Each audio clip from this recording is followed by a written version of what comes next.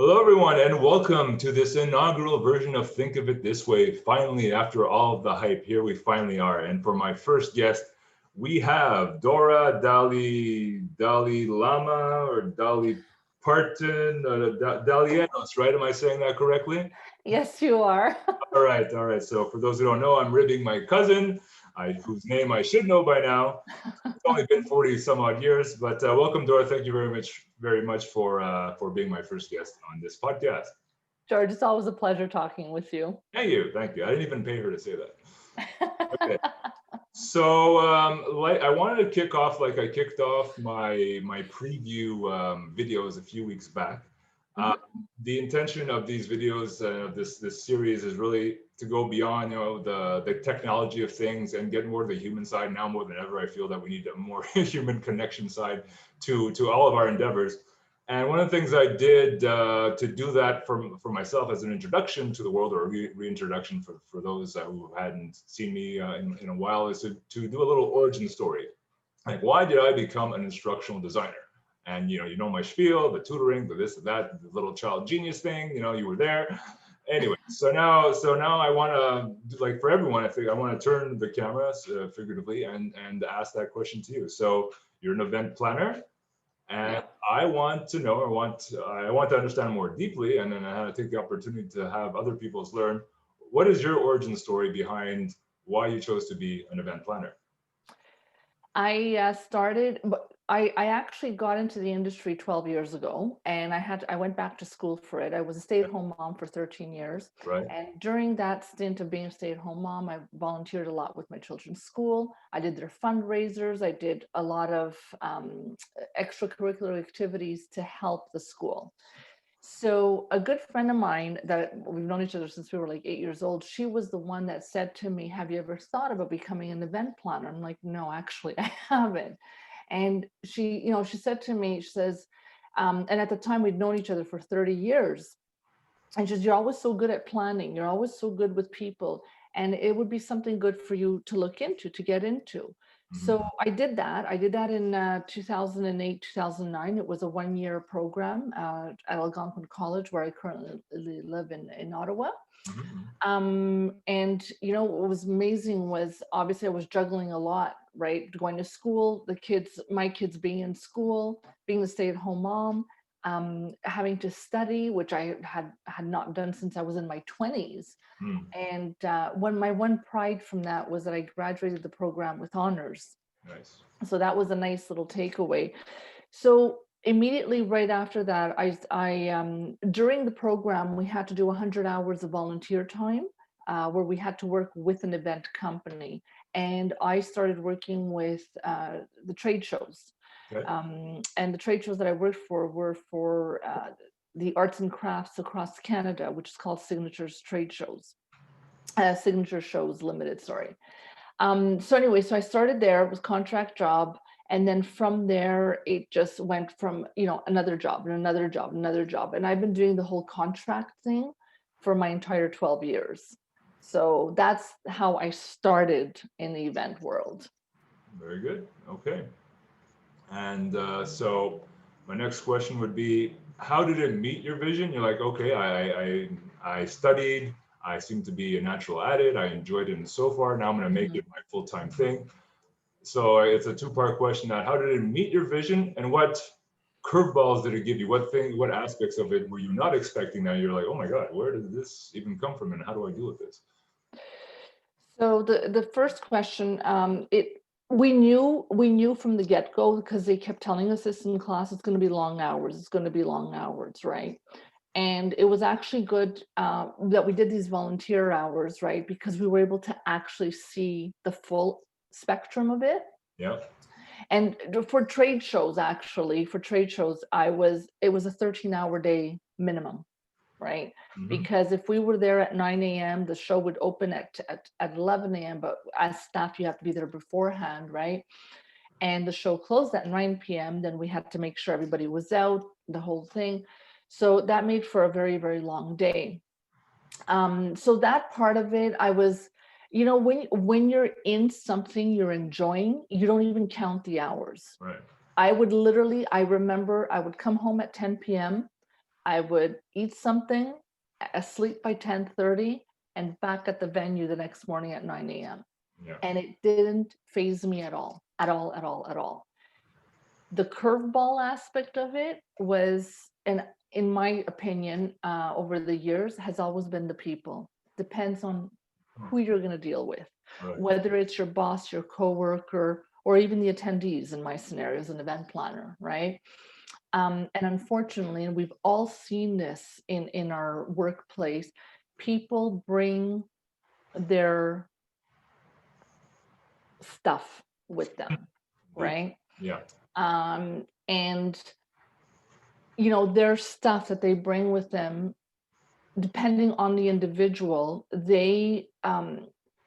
it could affect you when you're trying to work with them, right? Or you're trying to service them. So you have to, again, this is personal experience, I take a step back, and I always say to myself, this is not personal. This is not with me, even though they're telling me off, doesn't matter. I'm like, it's not personal. Obviously, this person has stuff going on in their lives, right? That's how I view it. And I have to say, in my 12 years, every event that I've worked on, everybody always has said to me, whether it's been my coworkers or attendees, they've always said, you're very calm. And I'm like, well, yeah, and that's part of being in this type of job too. You have to be calm, right? You can't be like, oh, neurotic. So that part of it, but it is tough. It really is tough, because I've had people yell at me for no reason, right? For no reason. And part of you just want to break out into tears and go, oh, it's not me, but you're not going to do that, right? Right. But and I also learned from that, what I did learn in my professional life and my personal life, I truly keep those two separate. And what I mean by that, when I go to work, people don't know a lot about my personal life. Right. Right. And that's, to me, my personal life is private. It's if I want to share something with you, I will. Mm-hmm. But we all go through stuff in our lives, right? And my thing too was, when I started working full time, I was going through a divorce, and the company at the time that I was working for, they didn't know that. Yeah. They were baffled. They were like, "What?" I'm like, "Yeah." Right. And it wasn't, "Oh yeah, feel sorry for me" scenario. No, not at all. They realized, "Oh my gosh, you take on a lot." I'm like, "Well, yeah, but I'm not going to come into work every day telling you this is what's going on." Right. Right. So yeah, so that was something that I learned, because in the beginning, I have to say, obviously, going through a divorce is obviously a difficult part of your life, right? I don't wish that on anybody. But that being said, that taught me to really keep my personal life personal. Yeah. And it really helped me with the next steps, of my career. Okay, good, good. So as a cross-discipline conversation, I already have a little bit of a nugget of value to collect with that. I was just in my experience creating e-learning, and not only that, but helping my colleagues also. When they give advice and I check their work and so forth. Most of the time people love what we do, or at least say, yeah, that's a great one. And every now and then there'll be like an opinion of that is sharply against, a sharp turn from how we would like to do things. Mm-hmm. You get a remark, a feedback to that effect that isn't complimentary, let's say. And Yeah. from my sensitive past, even if it wasn't my work, I'd be like, I would take it personally, and it's something that I should really be aware of and use your technique of having a little bit more empathy. Who knows what the other person, the client or whoever is going through, and say, okay, well, look, for the most part, it shouldn't affect me. And for the most part, our work is well received, our efforts are well appreciated, and so forth. And every now and then there's this thing, and it's like, for me, I told myself, okay, it's an opportunity to practice my resilience and my detachment and all that.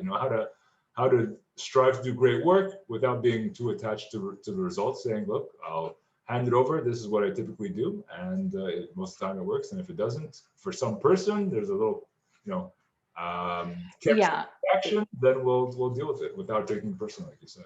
Yeah, and I think also, George, I mean, I just know from our upbringing too, right? Not necessarily yours and mine, right? But just our upbringing as a society, as people, we're always taught to do good, to do it right, to do perfect, to do, right?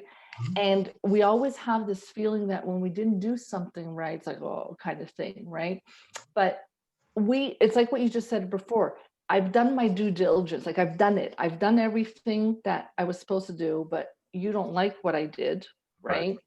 And you're not happy with it. And I've always asked the question, okay, well, how could I have changed that for you? Yeah. Right? And believe it or not, the people that are their stuff that I was talking about, they won't share with me how I could have done better. And that's when, for me, I say, okay, the problem's not me, Yeah. right? Problem is not you, but on them. And that's when I literally detach. I'm like, done, right? Okay. Peace out. And always politely. I have not yelled at anybody in my career. I haven't gotten mad. I haven't lost it. I Right. haven't, because I'm a firm believer that one day it comes back. So. Okay. Next thing I wanted to ask is, as a whole, like as an instructional designer, I usually have this general intention to impart knowledge and wisdom, and hopefully, if the scope calls for whatever, like real actionable skills in my learning, presenting something in a meaningful way and giving exercises and so forth. Do events typically have a specific intention, or is there a wide range of intentions, like the events you do? Like maybe you should expand upon what kind of events, because I know for a fact you didn't do any wedding planning, whatever, it's more corporate stuff. So is it more, collect money, or is it more ensure people have a good time, or is it like, what are the official and unofficial intentions? Where, because I started off with the trailer as well, to impart wonderful or enjoyable or at least valuable experiences. So how do you, if you agree with that statement, that my little hype trailer, how do you do that? In what ways do you do that as an event planner? What different ways have you come across? Sure. First and foremost for any event is the budget. Yeah. No budget, no event. Right. Right. Unless, of course, it's charity. That's a whole other ball game, right? Yeah. So once we establish the budget, so let's pretend you're my client, right? You and I, we establish the budget. You tell me this is what I have to spend on this event, all right? And I'm just going to use a scenario of $50,000, and I'm just doing it as a number. I'm just throwing out a number. The next thing I'm going to sit down, when we're having our official conversation, it's like, hey, George, so what's the goal of this event? Right? Because I need to know, you and I need to establish the goal, and then we need to establish the objectives. How will we reach this goal? So the goal, obviously, so again, I'll hypothetically say that you're doing Run for the Cure, right? So your goal is to do a fundraiser for this. Like, you want this event to come out with $10,000, right? To give back to the charity, right? And I'll say, okay, so that's our goal, is to reach $10,000 to donate to the charity. Great. Now, how will we reach that? Right? So what are the objectives? How are we going to get to that goal? So there's going to be many different options. Obviously, the silent auction, the raffle tickets, of this or that, right? That we can incorporate into all that. So I think that the key thing is my budget, and then what's the goal for the event. Once we establish the goal for the event, that, to me, whatever I do following that to make this event come to life, I always focus on that goal, just like my clients do. They focus on that goal. We have that goal, and then when things aren't, things kind of get sidelined, just like any job, right? Things go this way, that way. We come back to that. Okay, so what have we missed here, right? And we brainstorm. What can we do different? What can we do better, right? And often there's about 3 or 4 people. It depends on the size of the event too, right? Obviously, there's bigger events, there's more people involved. But for me, that's my main thing, is I want to keep it, because that's important. Yeah. Right, for the actual event.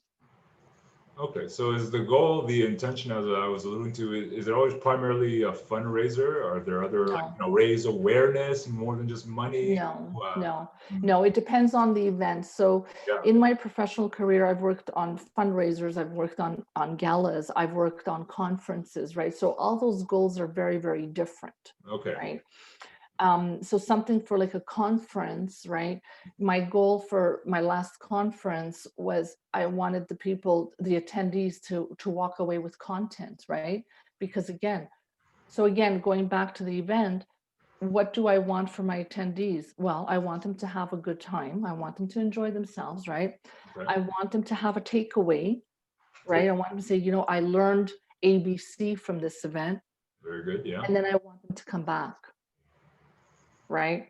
So those first two things, for them to enjoy themselves at the event, for them to network, to make those connections, and for them to have the takeaway, right? that that's when they come back and they say, that was a great conference, I appreciate it so much, I'll be here next year, right? So those things are, for me as an event planner, that's my success, is when I see that from my attendees, when my attendees say that to me, right? They say, that was a great conference, well organized, we appreciated this, I learned so much from the guest speaker that you had, right? right. So that, yeah, huge, huge, huge. Excellent, thank you. Um, there was one thing that I wanted to ask in terms of making an event special. Again, I like going beyond the technology of things and trying to, really touch a heartstring. And like you said, a lot of your events aim to do that more than just raise money. I mean, of course, it could be a combo, like you're touching Of my course. heartstring, so I'm inspired to give you money for whatever it costs and so forth. But I wonder how you manage, especially with a repeat event, to balance out, the fundamentals of executing something well and relying on the tried and true, while also at the same time being mindful not to make it repetitive and robotic and uninspired. So for the fun of it, I will relate to a 2-year story between you and me and our moms. For 2 years, for a 2-year stretch, just a couple of years ago, we went to was it Chateau Royal in Laval Yes, for, yes. for New Year's Eve. 2 years, yeah. 2 years running. So the first year, gigantic buffet, and we went there, and there was this live band that would change costumes every 15 minutes, like it was some sort of like award presentation. Disco Inferno. They were phenomenal. Yeah, exactly. So, vivacious host. And then they would play a series of songs. Oh, let's go international. And they'd play some, Portuguese music. And they play some, I don't know, Jamaican music. And they play some, a bit of Greek music. It was like a really multicultural thing. And we were all like enrolled and we were all enchanted and all that. And we're like, oh, this was so amazing. We got to come back. So we go back, 364 days later. And it was the exact same thing, except I think they charged $15 more for They everything. did. Yeah, they charged $15 Yeah, more, yeah. and So I mean, other than the costumes being different, like they went through the same routine with the same songs. Oh, now let's go to Portugal and then let's do the Macarena now for fun, and that's it. And I was left there almost feeling had taken, like, oh, I fell for nothing more than a routine. This isn't sincere. This is just going through the motions. And I think it was unanimous that none of us wanted to do that a third year in a row. that's right. It was all four of us. Like, you know what? This has been good, but we're not coming back. Yeah. We went to the well one too many times. The sequel never lived up to the original. All that jazz. And now you speak of perfectly enough. I want people to come back. So yes, there's like tried and true elements of an event, just like there's tried and true elements of an e-learning module. But it's like, how do you go looking for that extra something new with that new twist, so that people don't go leave that second, third time saying, yeah, all right, whatever. Let's just go through the motions and pretend we're having a good time because it's for a good cause. And what, like, do you try really hard? Do you find your clients try really hard, or they're like, no, it worked last year. Let's just photocopy this and do it all over again. So a great example, October, I worked on this conference that was in Halifax. It was a 2-day conference. It was a women leadership, and it was for lawyers. Yeah. And the association that I was working for at the time, their conferences, they're the very first thing the planners told me, they're the event planners, you'll notice they're all cookie cutter. I'm like, what do you mean? They said pretty much our setup is the same, like it's all round tables. You've got two microphones on either side of the room so that people have a question answer period, right? They can ask the keynote speaker or whatever speakers. I'm like, okay, fine. So the committee that I was working with, they were all lawyers, and to put on this event, I walked into this event a month and a half before it actually went live.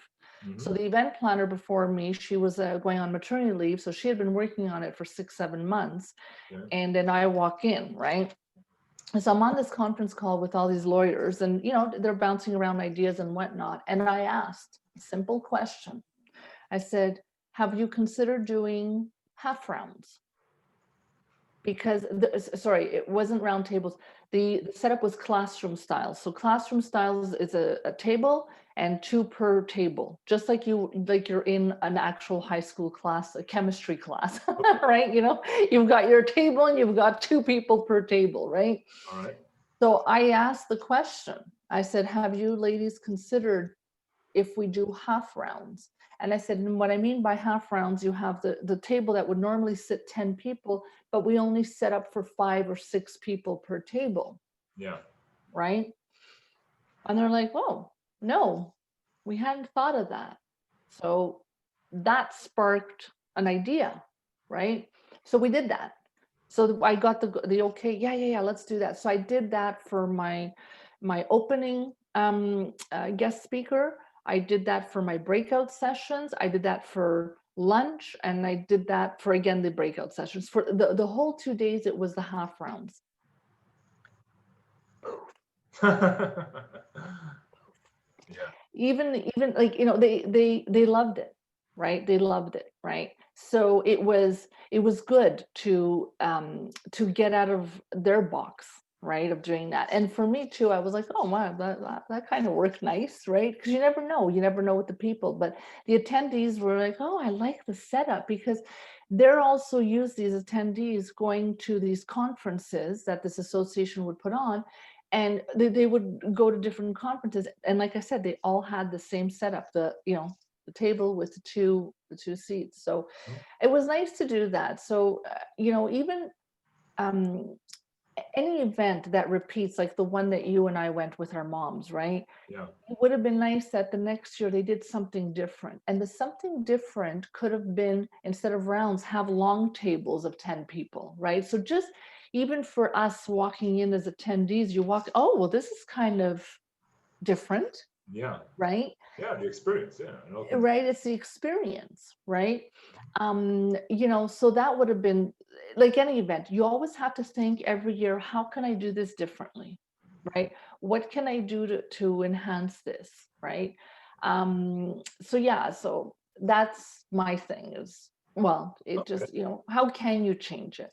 And the thing is too, is we all fear change, unfortunately. Right. Yeah. Right. And I shouldn't generalize that, because somebody could be listening to this, well, I don't fear change, and kind of thing, right? As I'm saying, what happens is we become accustomed to doing things a certain way. Right. And then all of a sudden we're like, well, I don't know, should I do it that way? I don't know. Have you tried it? No, I haven't. Okay, let's try it. Right. And then you realize, oh, that actually works better. Indeed. Yeah. It's a leap of faith, and sometimes we had this discussion internally. Sometimes like, oh, let's stick to the tried and true. We're sure we'll make budget and we'll do it in a certain amount of time. But at the same time, there's this pull for innovation and freshness and to be distinguished and so forth. So you try some stuff, and then you throw it out the wall, like this very thing that we're doing right now, and you risk a setback or negative criticism. But it's part and parcel with innovation. I mean, just look at Thomas Edison and the 10,000 attempt light bulb and all that. So that's why I don't feel like I said, there was a bit of butterflies beginning this, but I don't feel like tremendous pressure on myself to get it perfect. No. We're throwing it out there. We'll get the feedback. We'll see how long this should be, how short this should be, whether we should cut this up into pieces in the future or have you back for follow-up question. One guy said one of the millions of tapes that I've collected over the years, as you know, and I said it before in one of my intro videos, Facebook Lives. You don't have to get it right. You just have to get it going, and that just takes off all the pressure. Yeah. Aside from the tables, though, I'm curious because we're always pushed for innovation, and I think it goes beyond, neat little sliders and neat little, little fireworks when you press buttons and all that. I wanted to do the cross discipline brainstorming of do you have speakers? It's like, this guy was more like a Tony Robbins rah-rah type, or this guy's more of a great storyteller. Like, do you look for other nuances to especially with repeats, cyclical or not cyclical, but like yearly events or whatever, the ones that repeat themselves in multiple editions. What other ways do you look for ways to add twists to another iteration of the same thing? Beyond the tables, and do you paint things differently? The music, the theme, all of it. all of it. All of it, whether it's the music, whether it's the decor, you always try to do something different. And Yeah. especially when we come to speakers, who are the engaging speakers that we've seen, right? Without naming names, obviously, because I can't right now off the top of my head, I can't think of any names, but Yeah. I like to listen to the story. Yeah, well, right. That's one thing we have in common with e-learning. Storytelling is becoming a predominant element. So Yeah. That's why I'm doing this to begin with. I'm sure there's common threads in all or in many domains like that one. So yeah, story. Yeah. And it is true. It's hearing the story about the why. Whatever it is they're presenting, it's hearing the story. And when they make that story relatable, and it's not the boo-hoo-hoo, oh, feel sorry for me, right? It's, I did this. It's like what I said earlier, right? I taught myself to separate my personal and professional life at work, right? And sometimes you want to share some stuff with your coworkers, right? But for me, I just like, not, kind of, they're coworkers. Not that they're not. I mean, I've had coworkers that have turned into good friends, but it's just, there's a time and place for things to be said. But it is a storytelling, and I find, like, yes, with speakers in that, it's to have that conversation with them, obviously, before I get on into a conference. I have the conversation. What are your expectations? How would you like this to unfold, right? What has worked for you before? And I had one speaker actually at that conference, and she had just written a book. So we had agreed that we bought copies of her book, and she was going to have signed copies at the end, right? Okay. So her time was an hour and a half that she was going to be speaking. It was the last session of the day. And so originally she said she would speak for an hour, and then the last 30 minutes open it up to questions, answers, and then do book signing. We're like, okay, great. And right before she was about to speak, about half an hour before she was about to speak, she came to me and she said, I just need to ask you something. How would you feel if I spoke for 30 minutes and then the rest 60 minutes was question, answers, book signing? Okay, interesting. Sure. Yeah.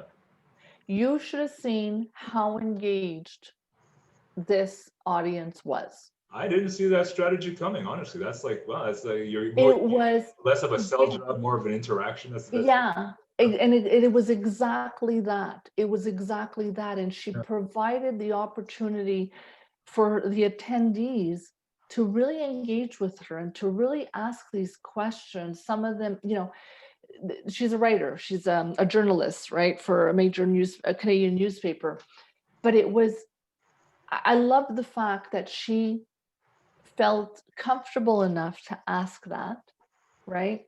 Right. And when I saw, I literally was sitting there with my coworker, I'm like, this is really good, right? Because you saw people were like listening. Oh, okay. And she said it. She says, I'm going to talk for 30 minutes, give you the background, talk about my book, and then we're going to question answer. Yeah. And it opened up so much more. And it actually went a little bit over the hour and a half by an extra 15 minutes. And she had no problem with it at all. Okay. So yeah, so you always got to look for the change, and the thing is too is again, we're stuck in our ways sometimes, right? And it's being open to listen to somebody else, right? That could spark an idea, Definitely.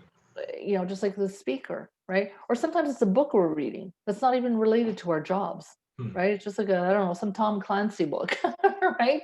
And you're reading it, and all of a sudden, you get an idea, right? And then you go to work the next day. You say, "Hey, listen, I was thinking about." Hmm. So yeah. So to wrap here, in terms of adapting to challenges and exchanging ideas of the challenges we face, I figure one pertinent challenge that would be worth discussing on your end, I would imagine that events with the current times that we're living in have taken a twist in nature, and you see a lot of it going online. Have you come across clients expressing certain challenges? It's not as simple as just like we're doing now, jumping on Zoom. It's just go to Zoom. But what's missing from that? Maybe I can comment Well, on. you're starting to see more and more of it now, because as event planners, we're realizing that this virtual world that we're in is going to be here for a while, Yeah. right? So what are the growing pains behind jumping from a Learning the technology, okay. right? Some people they like the Zoom. Some people don't want Zoom. They want Cisco WebEx, right? They want yet another platform, and there's so much out there actually that it's kind of overwhelming when you're looking into it. It's kind of like, oh my gosh. And as Yeah. an event planner, like I was talking to another event planner that I used to work with last year, and I said to her, we've all been thrown into this new reality, right? And there's some event planners that are digital event strategists. It's a certification, and it's Wow. called DES. Oh yeah, it's been around for, oh my gosh, I'm gonna say 10 years. Already. Mhm. They were like prepared for They were, and it was like, yeah. it's one of those things where the ones that did go through with that certification, right? Right. They were on it, right? And they themselves have said, well, I've been doing this for like 8 years, Huh. right? Because depending on the clients that they had and whatnot. So it was one of those things that, from my end, I didn't get that certification, right? Where I was kind of like, did I miss the boat on that? And I'm like, you know what? No, and we're fortunate that we do live in a time of technology, right? Yeah. Where you literally get on the computer and you start searching, and there's so much information out there and so much learning that we can do, right? Mhm. Obviously through paid or free, depending on what's out there. Yeah. But there's just so much people put out, because I find generally people care, right? So they want to help, right? And Mhm. they'll say, well, they'll give you like the 3-4 steps of how they went about it. Yeah. So that said, there's so it's to my surprise, that's interesting how uh, there was already, well, maybe not anticipating what we're facing now, but just maybe projecting regardless that this is going to be big and connects people closer. I mean, I'm attending events that traditionally were like, oh yeah, come down to California and pay 5,000, but well, it's virtual, so we can slash that by 90%. Like, okay, sure. Now I'm interested. So yeah, there's some lemonade to be made out of the lemons that we're given these days. That's for sure. So that aside, oh sorry, you were going to say something? Right. No. It's you're right. It's slash. So let's, like in your scenario, if you were going to go to California, Yeah, right? Obviously, you're in Montreal. That includes, flying there. That absolutely. includes hotel. That includes, maybe you want to rent a car, right? Because you got a few extra days to All the drive the Pacific logistics, Coast Highway, the right? overhead. Yeah, yeah, So those are expenses that you have to pay out of your pocket, whether it's you or the company. And now, and I know this because I know from people that I'm talking, a lot of companies are saying no more travel. yeah. And yes, it's because part of it is because of COVID, absolutely. Right. But beyond COVID, when we get out of this bubble, right? Yeah, yeah. Moving beyond that, companies will look at their budgets and they'll say, because a lot of companies have been impacted by this pandemic, Of course. right? Financially, they've been impacted, right? Absolutely. And of course, when it does start getting back to normal in travel and slowly but surely, the venues are starting to open. It's 50 people, at least here in Ontario. Yeah. It's 50 people. There's, how many people per table and whatnot, right? That's allowed, which is fine because at least you're getting that human interaction. But the question is, do the companies have the budgets to send their employees, right, to these Absolutely. conferences? Yeah. And I just know from people that I'm hearing, not just in the event world, externals, because those are the people I want to listen to, the attendees, right? Right. And they're saying, oh, my company said no more travel. My company said from until 2022, until 2023. I'm like, Whoa, wow. man. And I'm just like, well, I understand it, right? I understand it, but that's going to be our new reality. It's true. And somebody in my position as event planner, like, we're 9 to 5, we're on the computer, right? 9 to 5, we're on the computer, we're at work, we're doing our job, right? Right. When I close my computer at 5 p.m., I don't want to see it again. That's me, right? That's me. And now you're being asked to do another virtual, you're asked to attend something virtually and you're like, oh, yeah, right? But so those are the things too, is like, especially virtually events, how can we get people engaged? Yeah. Yeah. Well, Right. engagement is a buzz. And I'm seeing such wonderful ideas. I just saw something where it's, oh my gosh, what is it? It's like a wine tasting where the wine gets delivered to your house. Oh. So you're virtual, right? Yeah. And you've got, kind of like, your wine tasting with some cheese and crackers, and the sommelier is talking and he's saying, okay, now we're going to try this wine with this cheese. And you're like, whoa, right? So hats off to the people doing that. That is creative. That's the kind of inspiration or outside the box thinking that I'm looking for beyond the gizmo tech things that the software companies are providing. And it's like, let me make that secondary to a more human experience and that could accentuate versus putting some gizmo at center stage and then working something around. I just find it's backwards. So that's novel. That's clever. That's cool. One of the things, like, it's our senses. Yeah.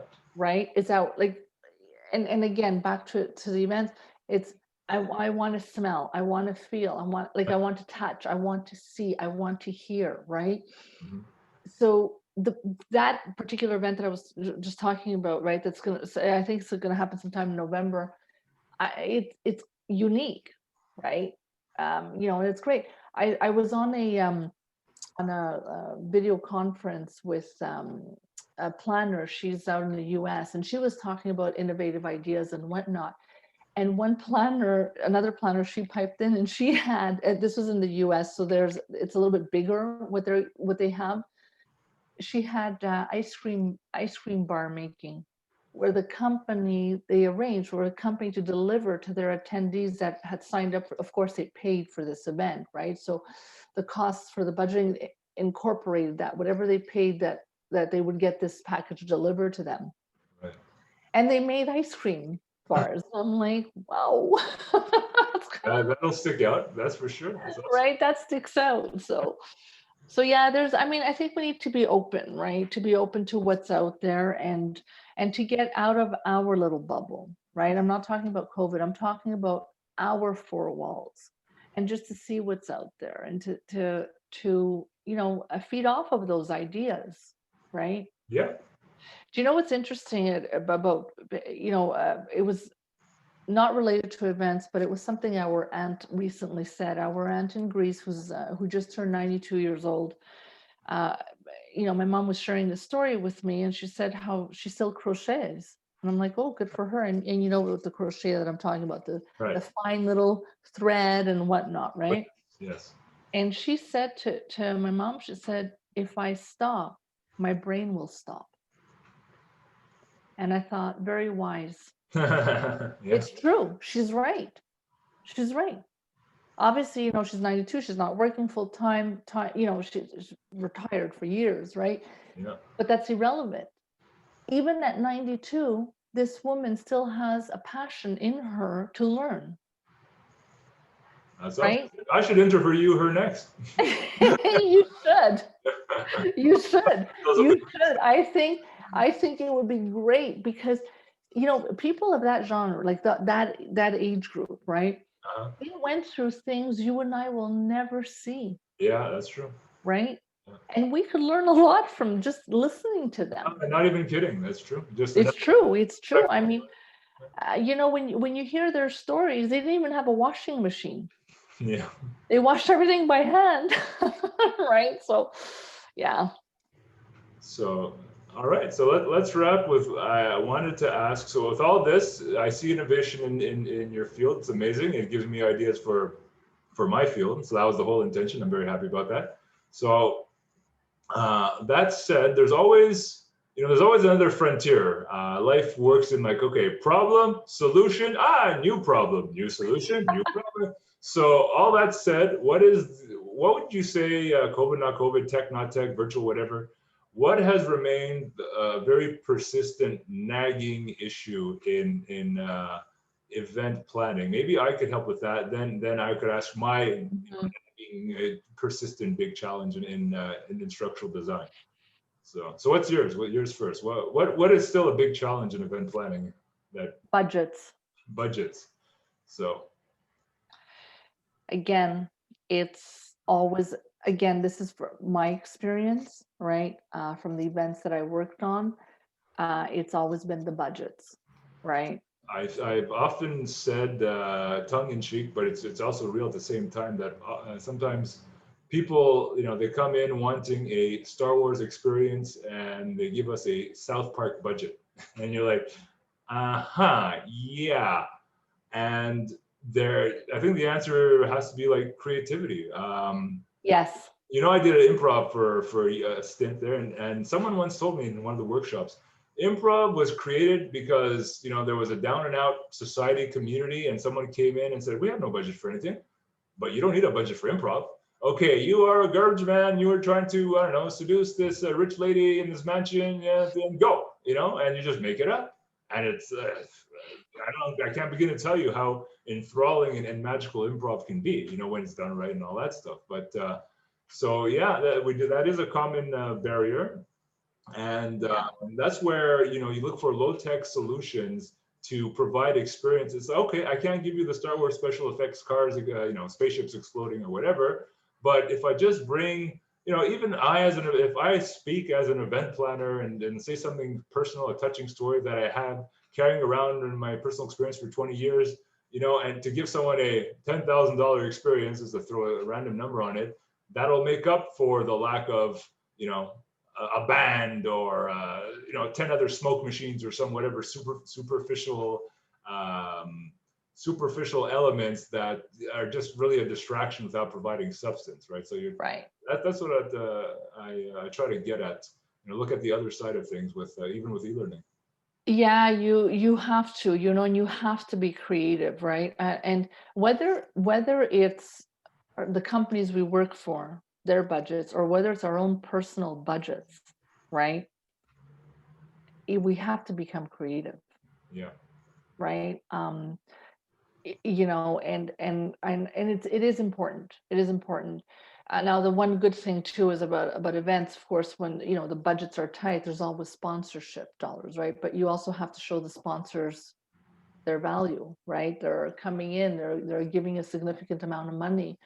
Obviously, they want from it as well, right? Their takeaway, right? Mhm. So it's got to be a win-win situation for that as well. But the budgets for me has always been the biggest,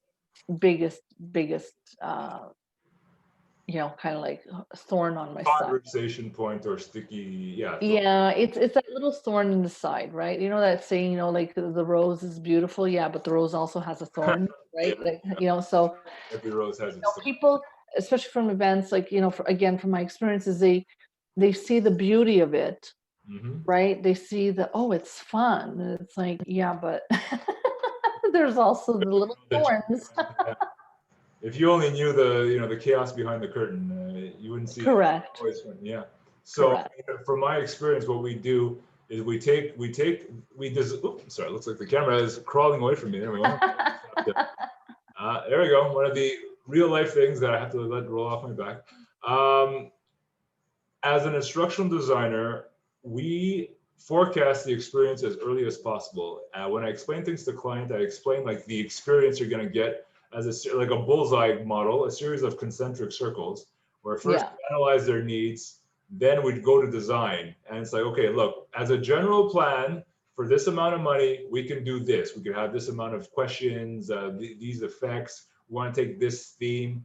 And again, it's like, you know, if we don't have the money for like the big Hollywood explosions of e-learning, let's say, you know, a story can sub or what else can we do? Like just the right questions, the right time, the certain timing of information events and so forth.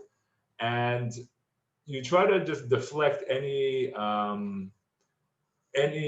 disappointment later down the line when we finally reach the stage of the mock-up of the e-learning. Right. It's almost final phase. So Right. we have all these stages, like here's the storyboard, this is what it's gonna, and like every layer is a preview for the next layer, is like a smaller version of the next layer. So you tell them up front, look, we're not going to have the 20-piece band for the budget you're giving us. We're going to have this DJ, but it's a DJ with a great personality. He has this shtick where he tells a story, he pulls up people and plays some games. So it's a one-man guy with just turntables or whatever they use these days, but he's hilarious, and for a fraction of the price, everyone's gonna have a great time and no one's gonna complain and da-da-da. So, but it's like giving them an outline of the experience. This is what you're getting, don't tell me, 10 step with like a month to go that you expected something completely different. We give them as much of a preview as possible. You approve the outline. You approve the outline. Okay, here's the script, or the design doc as we call it, but we won't get into that. Here's the script of the whole thing. You approve that? Okay. You approve that? Yeah. Storyboard. Now here are the images. You approve that? Now here's the e-learning. So there's no false expectations. No. You gave us this budget. This is what we can give you. That's it. That's all. And that's the thing. And when you show them, you show them that this is the budget. Yeah. This is what we're giving you, right? You're giving them the course outline, right? Yeah. Like I do too, and for events, it's like, well, this is the budget you're providing. This is what I can do with it. Right. So we either cut, right, or we get more money. Right. Yeah. And if we get more money, where are we going to get it from? Right. What's your plan B? Right. Indeed. And they kind of just like, oh well, okay, well, I've gone after all the sponsors you asked, right? We did that. Yeah. I can't get more money. So let's look at your wants. Let's look at the budget, and let's look at the realistic.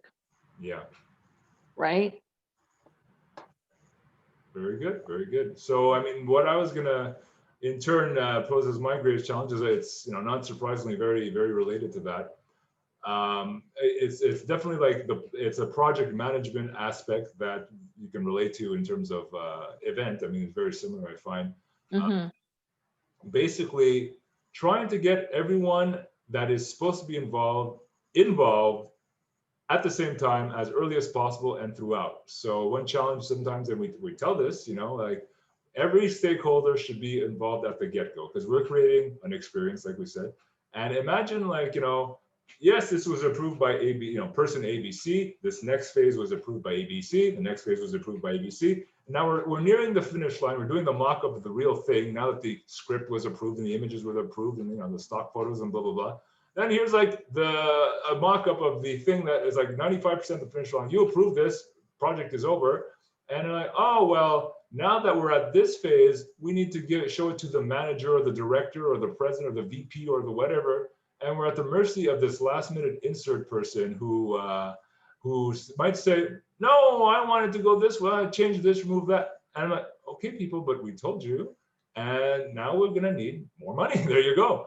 And I don't know if you have any strategies I don't know, first off, whether you have experiences of like yes, the event is going to go this way, and then it reaches some final approver, big boss, like in a video game, the final boss, 95%, it was like a week to go or a day to go, and it's like, no, I want this band, I want a polka band instead of a jazz band or whatever the heck, and you're like, now you tell me, So I don't know if you've ever had that analogous experience in event planning, and if you did, what you did about it, or what you do to prevent it. Other than, guys, make sure everyone is on board from the beginning. Sometimes you do that and clients still don't see it, or like, it's, yeah, well, you cross our fingers. Like, I don't know how you get them more engaged up front to make sure that last minute meandering and scope changes, creeping and busting doesn't happen. So we're, yeah. Yeah, so unfortunately that happens a lot. Okay. Right? Because it's all of a sudden, I had this idea, like you said, Yeah. 48 hours out, right? Yeah. There was one time that something happened to me where the client didn't want to pay me. Oh. And she literally, we were sitting at the event because she had anticipated to have so many people. And that's not what happened. Okay. And I had been warning, and I had been saying from the get-go, what's your strategy? So I was brought in to assist her, which was fine. Obviously the contract was in place, everything, my responsibilities, her responsibilities, right? And I also told her, this is my fee. Okay. So I knew that my fee was coming from the the ticket sales and whatnot, right? And that's fine. That's totally fine, right? And even with that, because it was kind of like a startup event and this and that, I allocated for that. So I said, okay, you know what? Well, this is what I can do. And then I always suggest, I say, okay, let's bring in some volunteer students. Let's do this so that they can do some of the work so that I'm not doing it, right? So we, agree on the price. So we're literally sitting 2 hours, no, an hour before the event is about to finish. And she looks at me and she says, so I won't have money to pay you. And I looked at her and I said, but that's not what we agreed on. Man. Right. And she says, yes, but for the ticket sales, you didn't put it on social media. I said, it's not about me putting it on social media. I said, I do events all the time. I cannot always put on my personal social media, come to this event, come to this event, come to this event. Yeah. Right. These are my friends or my acquaintances or business or whoever. I have everybody on social media. Right. They don't need to keep seeing, oh, come to this event, right? Because like just back what we said about budgets, whether it's our business budgets or personal budgets, it all, there's a point where we say, I can't do this anymore, right? Right. And I said, I clearly spoke about this, about your strategy for ticket sales and whatnot, and it didn't go out like how you would have planned for it. And now here we are, right? And you're saying, you can't pay me. So yeah, that was, I have to say that was one of the ones that really, I actually called my lawyer. And I said to her in the email, and it was actually her assistant that sent me an email that was really not a good email. And all I replied to, and I actually, before I replied to that email, I was fuming because what she said in there wasn't even true, right? And again, I'm not perfect. I have my faults too, but when I make a mistake, I own up to it. I will come into your office, George, I made a mistake and this is what I did, right? So I didn't reply to that email and I went out for a walk and I said, I need to calm down. And it was like 8 o'clock, it was like it was October. It was like 8 o'clock at night. We all know how dark it gets at that point, right? And I just went out for 10 minutes, 10, 15-minute walk. And then when I came back, I still didn't reply to it. I replied to it 4 hours later. It was literally 11 p.m. by the time I replied to it. And I said one sentence in that email. All I said was, my lawyer will be in contact with you. Send. Wow. And the next thing you know, the ball rolled and then the money was there and the whole 9 yards. Because she realized you're breaking a contract here, Yeah. right? So yeah, so that was, and you know, when I look back at that and I remember that, I'm like, well, that was a powerful sentence. And I was ready. I had reached out to my lawyer and I had sent him the email and said, this is the scenario, this is what's going on. And he says, I'm on it. And that's when I said to her, I said, my lawyer will be in contact with you, and a boom, gone. Yeah. And it was one of those, like, even my son did graphic design work for her for free. Right. He was 15 at the time and he was like, yeah, I'll do it, you know, kind of thing. It's fun, right? Mm-hmm. You know, and I'm like, hey, well, what do you want? Right. But that's the thing. The people want for nothing. And that's where we have to put the stoppers on, right? Whether it's an event or what you do as a business, and say, well, this is what I'm providing for your 10,000. Yeah. Right. You're also paying people, Canadians, right, that are working at regular wages, right? We can't cut. Yeah. And if we do cut, then we cut stuff that, you know, we cut content out, whether it's your e-learning that the people won't have access to, right? And what's the goal? You want them to have access to this. You want them to learn from this platform, right? So yeah, that, you know, I've done that a few times where I've gone back to the client and I said, okay, so let's go back. Here's the list. Yeah. This is what I did. Right. Well, you're reinforcing a practice that we have in keeping tabs of the project with the client, working tightly with them on a regular basis, looking at the accumulated hours, and where if the project is big enough and all that and ambitious enough and susceptible enough to go off the tracks, have weekly reports and say, look, the request here, even though we're only 30% into the project, we could easily project right away that this request will require 5 additional hours or 10 additional hours. This is the impact that it will have. Do you want to proceed? It's like, and it could be, yes, we do. Here's the extra budget, or you know what? Maybe we don't need it that badly. Okay, then, no problem. So yeah, because I'm proud to say that we didn't have to. To my knowledge, I've been there for quite a while ahead to that eventuality. I mean, we do our best to cultivate relationships and do the give and take where necessary, so everyone wins in the end. But yeah, to keep that flowing, there has to be a two-way communication of, look, we're doing what we can. There's one I have to, like a self-help or personal development quote that I just picked up recently that kind of sums this up. It's like, I'm here to be a welcome mat, but not a doormat. So perfect. Yeah. Perfect. Yeah. Perfect. And you know, back to what you even said about the tracking, right? Like, you know, the hours, the everything, ammunition. It is, because it's like, well, here are the facts. Yes. Right. And even George, you and I, like if it's not work related, right? When we're reading the facts, we're like, oh, okay, yeah, kind of thing, right? So it's the same with business. Indeed. Yeah.